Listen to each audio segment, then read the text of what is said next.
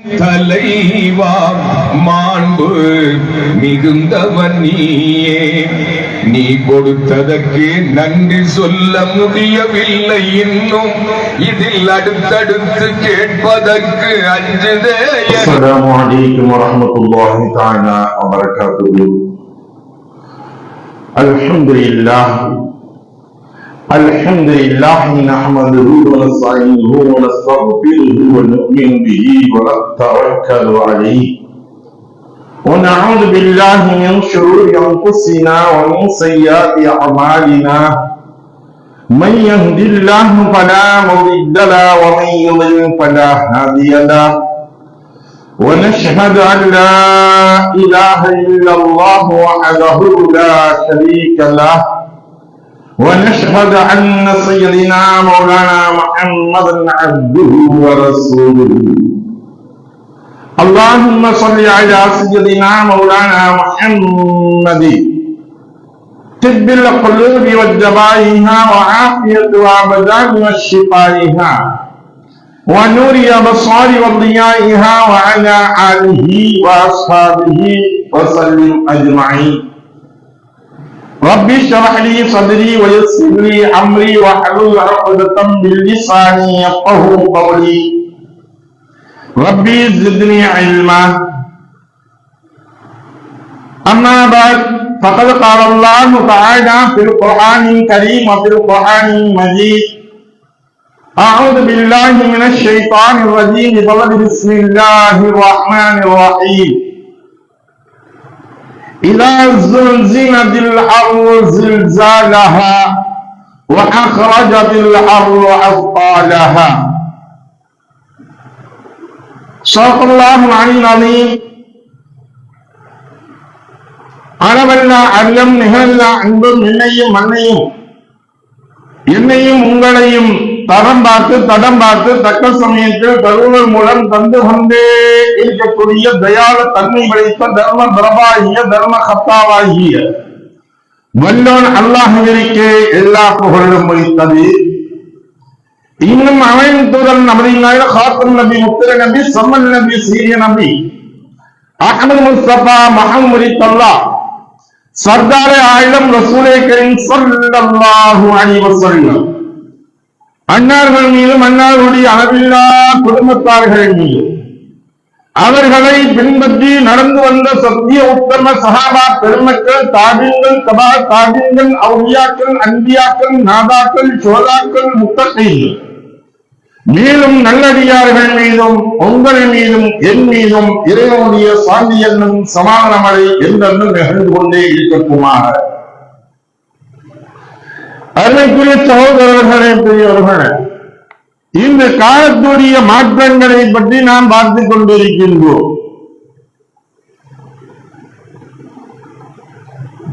ஒவ்வொரு சூழ்நிலைகளும் மாறியதாக இருக்கின்றது. தமிழ் மாதங்களின் கணக்கின் பிரகாரம் சொல்லும் பொழுது சொல்வார்கள், ஐப்பசியில் பெய்யக்கூடிய மழை இந்த கார்த்திகையில் பெய்து கொண்டிருக்கின்றது.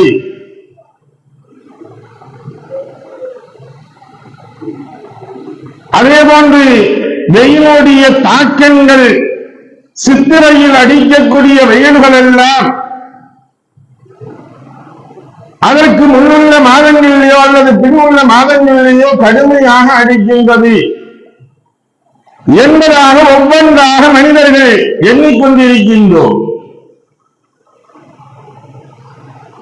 என்ன இப்படி ஆகிப்போச்சு, புறம்பாக நம்ம செய்யலாம்.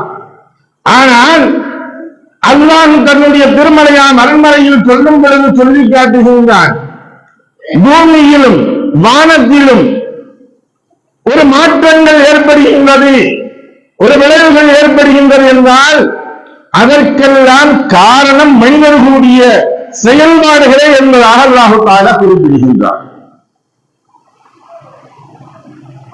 ஒரு முசீபத்து ஒன்று நிகழ்கின்றது, ஒரு பேரழிவு ஒன்று நிகழ்கின்றது என்றால் அதற்கெல்லாம் காரணம் மனிதனுடைய செயல்பாடுகள் தான். இந்த மனிதன் எப்படி எண்ணிக்கொண்டிருப்பான் என்றால், நாளை மஹ்ஷர் கியாமத்துடைய நாளுடைய அடையாளங்களில் ஏற்படக்கூடிய நிகழ்வுகளை ரசூலுல்லாஹி ஸல்லல்லாஹு அலைஹி வஸல்லம் அவர்கள் சொன்னார்கள். இந்த நிகழ்வுகளை காணக்கூடிய சமயங்களில் மனிதன் எப்படி சொல்வான் என்பதை அல்லாஹ் தஆலா சொல்லி காட்டுகின்றான். இதா ஸுல்ஸிலத்தில் அர்து ஸில்ஸாலஹா, இதா ஸுல்ஸிலத்தில் அர்து, இந்த பூமியாகின்றது நடுநடுங்கச் செய்தான். அது ஒரு உழுக்கக்கூடிய சமயங்கள்ல அது நிலப்பரப்பாக இருக்கலாம், அல்லது கடல் பரப்பாக இருக்கலாம், அல்லது மலைப்பகுதிகளாக இருக்கலாம், எங்கு வேண்டாலும் நிகழலாம். இப்படி நிகழக்கூடிய சமயங்களில் அவன் சொல்லிக் கொண்டே இருப்பான்.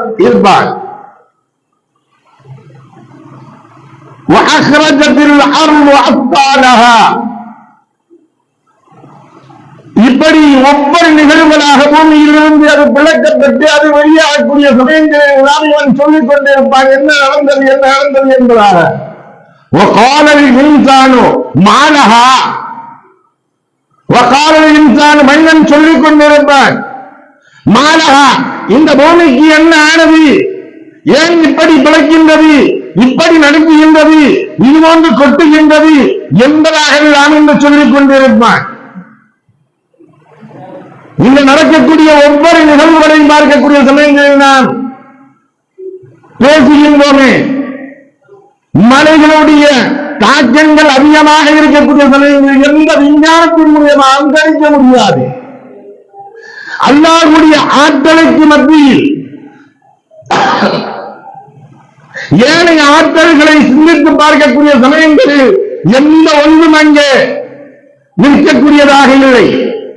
நாம் பார்த்திருப்போம், முன்னுள்ள புயலாக இருக்கட்டும், இங்குள்ள வரக்கூடிய காற்றழுத்தக்கூடிய நிகழ்வுகளாக இருக்கட்டும், இவ்வாறு இந்த இடத்தில் நடந்துவிடும், இப்பொழுது ஒன்று கூடிவிடும், புயலாக மாறிவிடும், இதை கரையை கடந்துவிடும், இந்த இடங்கள் கடக்கும் என்பதாக சொல்லிக் கொண்டிருப்பார்கள். அதுபோன்று நிகழ்ந்ததா என்பதாக பார்க்கக்கூடிய நிகழவில்லை.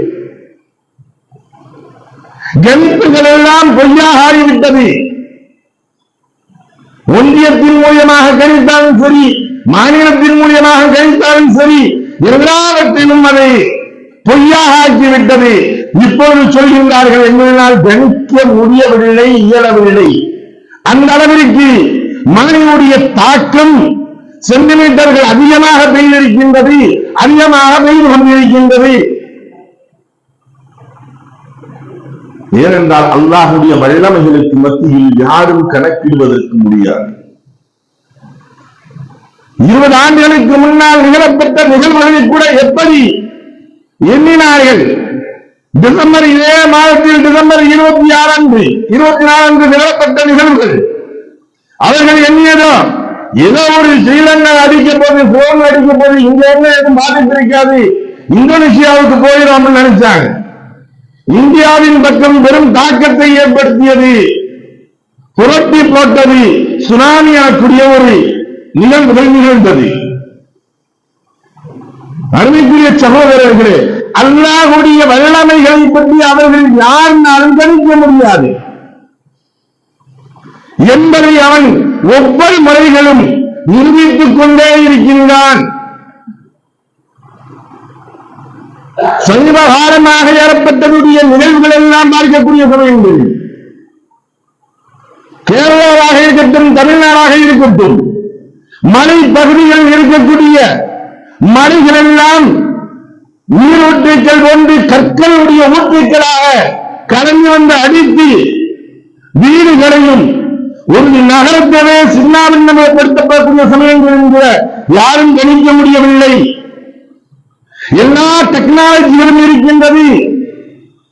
இந்த உலகாவிய அளவில் பார்க்கும் பொழுது எல்லா டெக்னாலஜிகளும் இருக்கின்றது. சாட்டிலைட்டின் மூலியமாக முழு உலகத்தையும் கவனித்துக் கொண்டிருக்கின்றோம் சொல்கின்றார்கள். அல்லாஹ்வுடைய வல்லமைகளை அங்கே பார்க்க முடியாது. அப்பொழுது மனிதன் கேட்கக்கூடிய கேள்வி எல்லாம் இதுதான், மாலா, இதற்கு என்ன ஆனது, ஏன் இப்படி ஆனது, எதுவால் ஆனது, தெரியவில்லையே, புரியவில்லையே என்பதாக புலம்பல்கள் தான் இவனிடத்தில் வந்து கொண்டிருக்கும். அல்லாஹ் அதுக்கு பின்னாடி சொல்லி காட்டுறான்.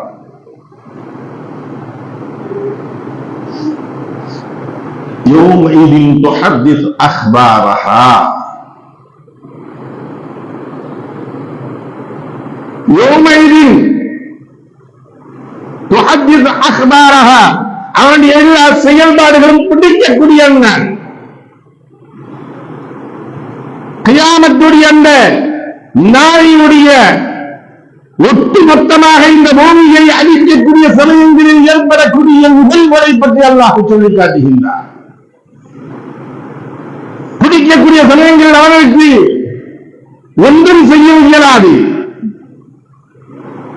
சிறிதாக ஒன்று ஏற்படக்கூடிய சமயங்களில் நம்மால் அதை தாங்கிக் கொள்ள முடியவில்லை, அதை ஜீர்ணிக்க முடியவில்லை, அதை காண முடியவில்லை என்பதாக சொல்லிக் கொண்டிருக்கின்றோம். இதெல்லாம் காரணம் என்னவென்று பார்க்கக்கூடிய சமயங்களில் எங்கெல்லாம் தவறுகள் தலைவிரித்து ஆடுகின்றதோ, எங்கெல்லாம் பாவத்துடைய செயல்பாடுகள் உச்சத்திற்கு சென்று கொண்டிருக்கின்றதோ, அப்பொழுதெல்லாம் அல்லாஹ்வுடைய அதாபுகளையும் அல்லாஹ்வுடைய வேதனைகளையும் எதிர்பார்க்கக்கூடிய சூழ்நிலைகள் ஏற்பட்டுவிடும். இந்த பாவத்துடைய அளவுகள் என்பது ஒரு அளவுகோலில் நிர்ணயிக்க முடியாத அளவிற்கு புதிய புதிதாக ஏற்பட்டுக் கொண்டேதான் இருக்கின்றது. அனிலத்தின் மூலியமாக, அவர்களுடைய அதிகாரத்தின் மூலியமாக, தாண்டோரித்தனத்தின் மூலியமாக தவறுகள் என்பது தலைவிரித்து ஆடிக்கொண்டே இருக்கின்றது. எல்லா விஷயங்களையும் எடுத்து சொல்லக்கூடிய சமயங்களில் தாங்கள் அறிந்ததுதான் மார்க்கம் என்பதாக பேசுவதற்கு இருக்கின்றார்கள்.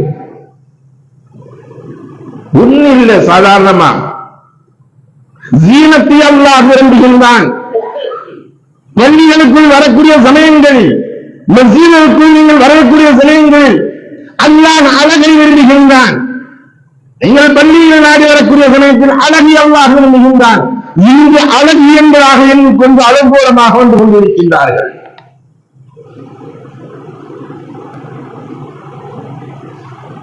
தலையை மறைப்பது ஒரு அழகு, தலையுடைய ரோமத்தை காட்டுவது என்பது ஒரு அலங்கோலம்.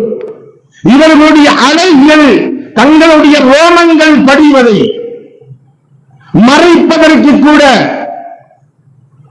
தயாராக இல்லை என்றார். இவர்களுடைய ஈமான்கள் எந்த அளவிற்கு சென்று கொண்டிருக்கின்றது.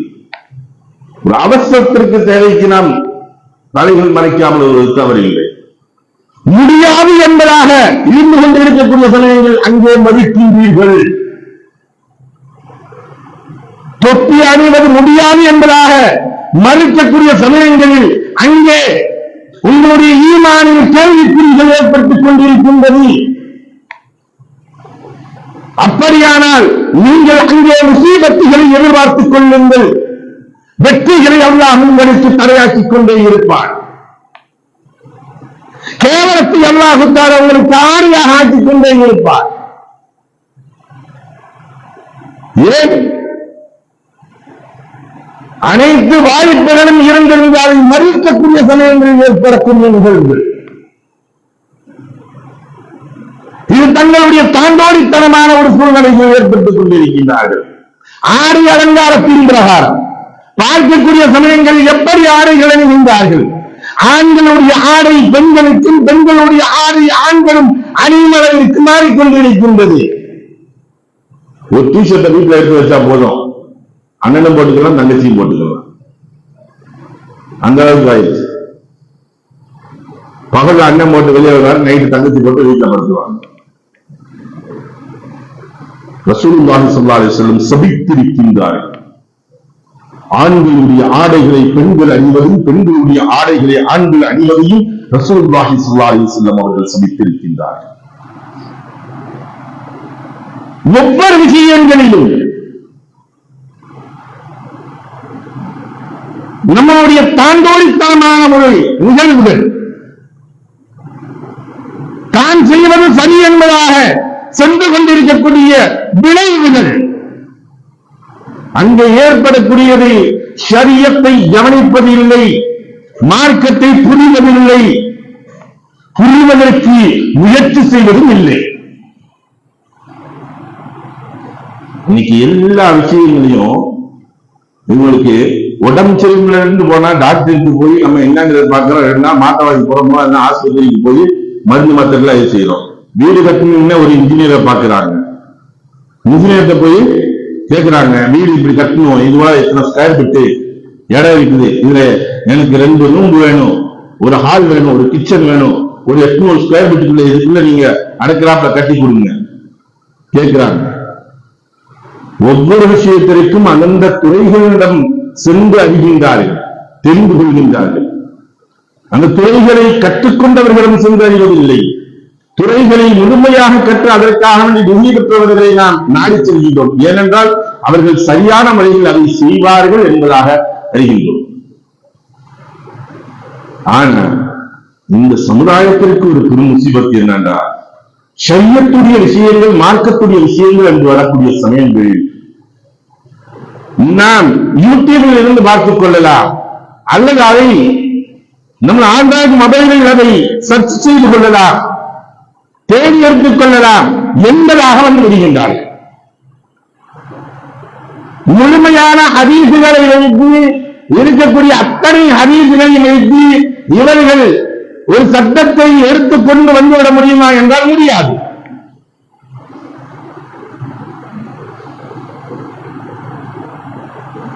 பல்வேறு விஷயங்களை அதற்கு நாம் உதாரணமாக எடுத்துச் சொல்லலாம். தொழுகையில் நிற்கக்கூடிய விஷயங்களை நாம் எடுத்துச் சொல்லும் பொழுது எப்படி நிற்கணும் அப்படிங்கிறதுக்கு பல்வேறு ஹதீசுகள் வருகிறது.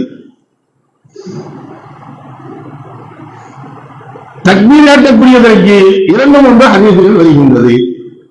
எதை நீ அமல்படுத்துவாய்? ஒன்றை செய்யக்கூடிய சமயத்தில் மற்றொன்றை புறக்கணிக்கும் அளவிற்கு வந்துவிடும்.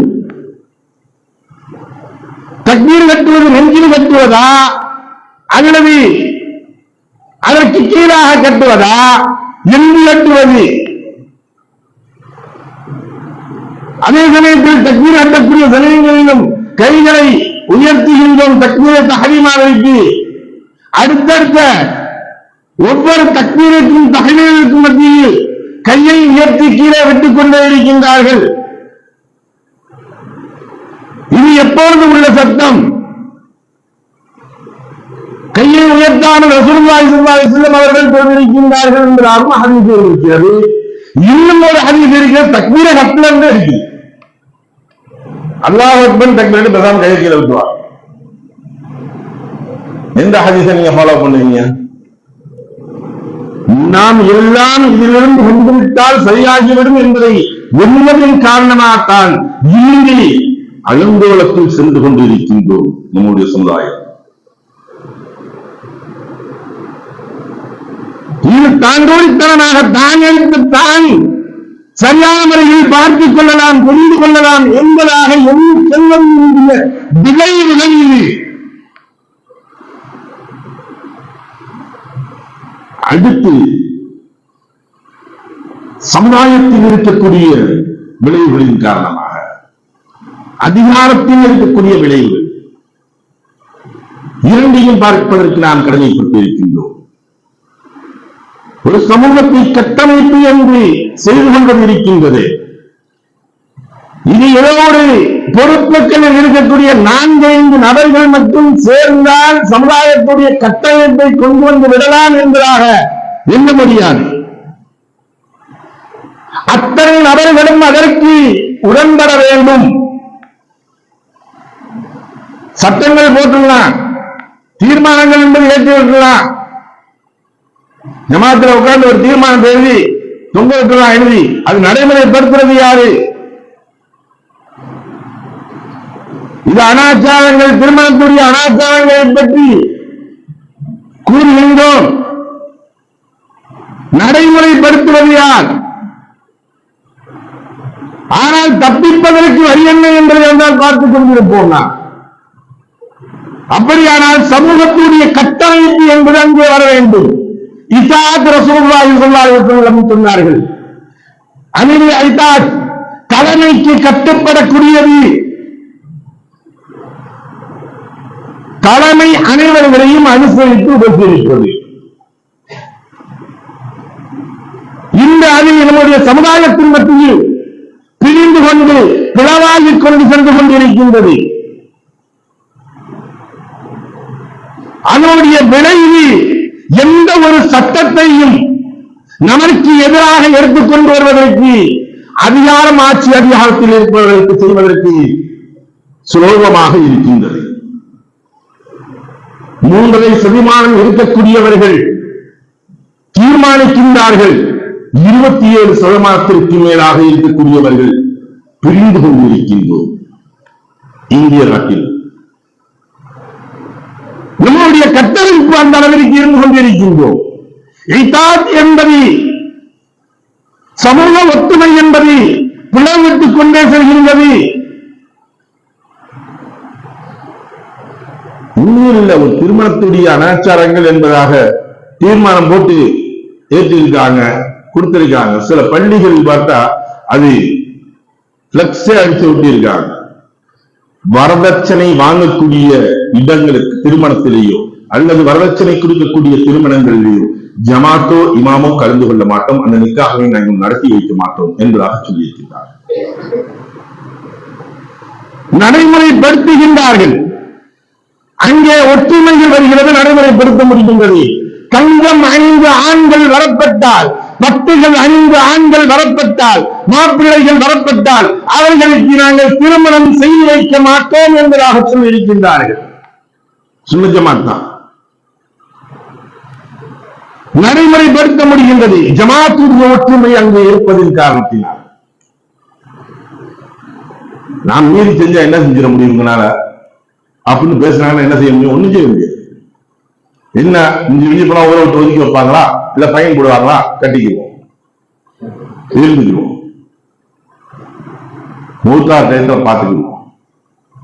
கல்யாணத்தை பண்றதுக்கு எத்தனையோ இடங்கள் இருக்கிறது, நாங்கள் கல்யாணத்தை பண்ணிக்கிறோம். இது தாண்டோடித்தனமாக சென்று கொள்ளக்கூடிய ஒரு சூழ்நிலை.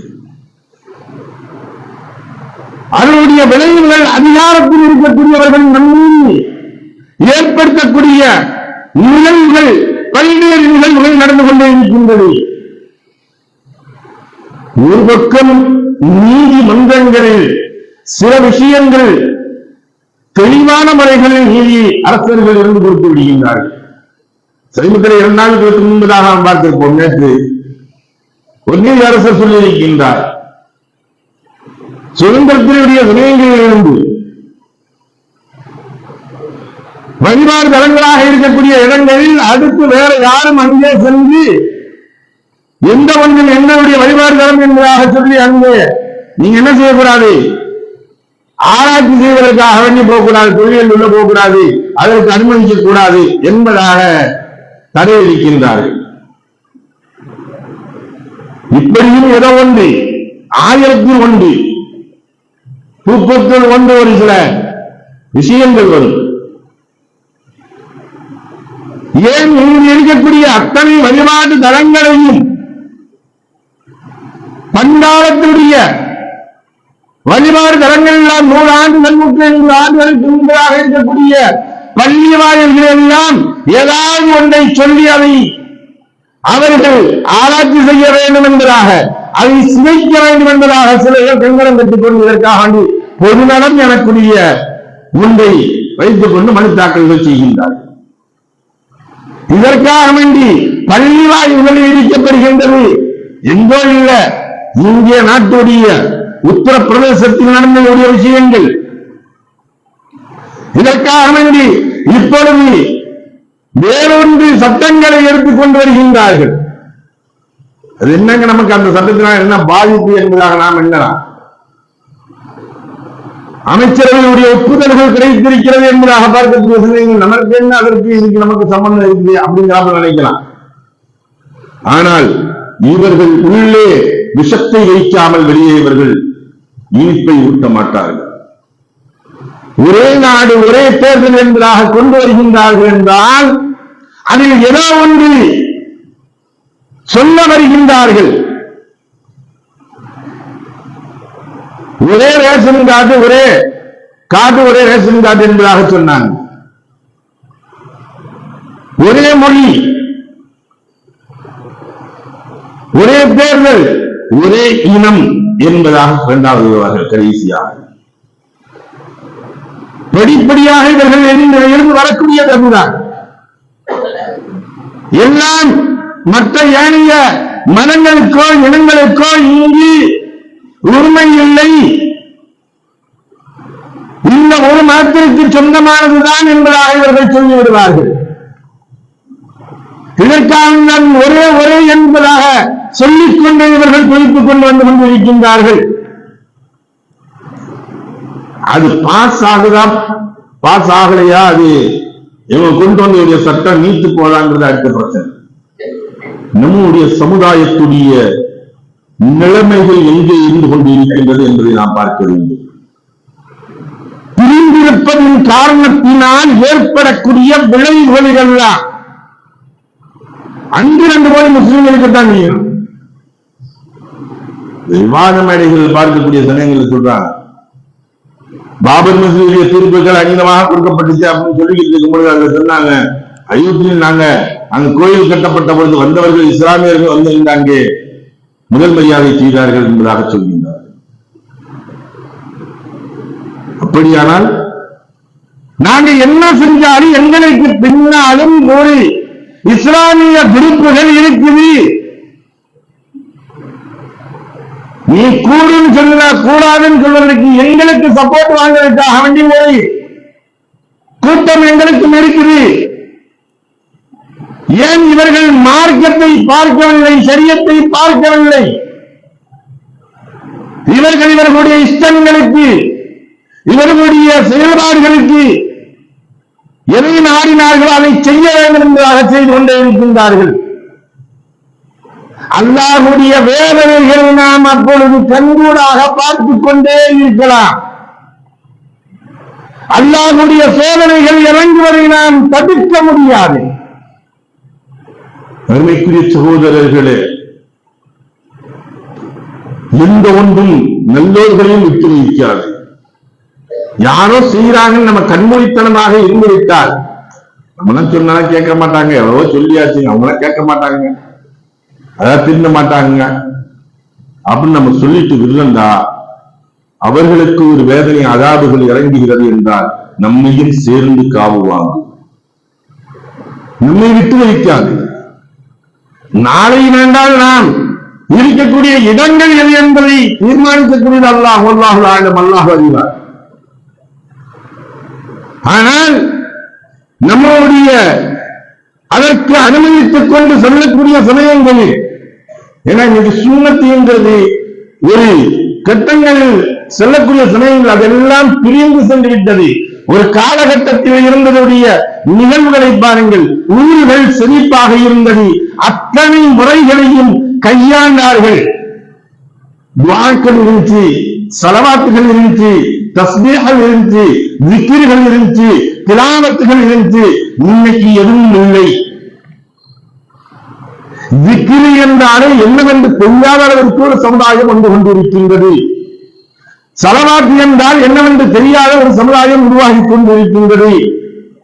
எல்லா விஷயங்களையும் அறிந்த சமுதாயம், மார்க்கத்தை பற்றி அறியாத சமுதாயம் உருவாகி கொண்டு வந்து கொண்டிருக்கின்றது. உண்மையில் நம்முடைய ஊரில் இருக்கக்கூடியது இன்னும் பிடித்துக் கொண்டு செய்து கொண்டிருக்கின்றோம். எத்தனை காலத்திற்கு என்று தெரியவில்லை. வெள்ளிக்கிழமை தினம் கஹஃபுடைய சூறாக்களை ஓதப்பட்டால் இந்த வாரம் வெள்ளியில் இருந்து அடுத்த வாரம் வரை அல்லாஹு தஆலா பொறுப்பில் ஏற்றுக் கொள்கின்றான்.